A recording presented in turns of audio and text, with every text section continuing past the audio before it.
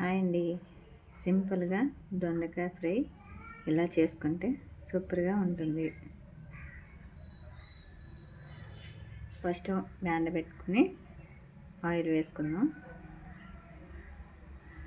ఆయిల్లో వెల్లుల్లి డబ్బులు, 1 స్పూను శనగపప్పు, 1/2 టీ స్పూను జీలకర్ర వేసుకొని కొద్దిగా వేగిన తర్వాత ఎండుమిర్చి, కరివేపాకు వేసుకోవాలి. దాంట్లో కొద్దిగా పసుపు, వేగిన తర్వాత దొండకాయ ముక్కలన్నీ కట్ చేసుకునేవి వేసుకోవాలి.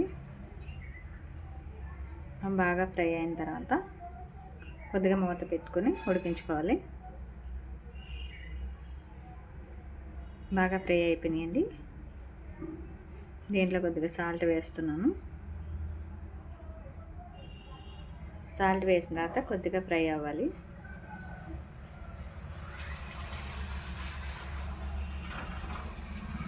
బాగా ఫ్రై అయిపోయినాయి. దొండకాయ ఫ్రై రెడీ.